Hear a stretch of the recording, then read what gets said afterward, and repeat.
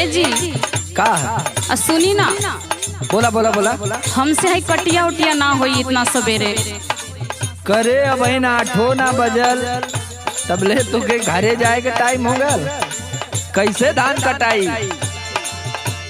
जड़वाया पलवा में इतना खटाई बात सुना हो बलम भाग जाएंगे। समझ में आवत हो? खूब समझ में आवत तो तयूं भी हमें भले।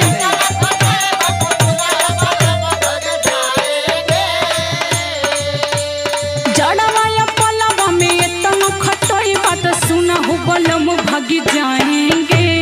ससुरा लौट के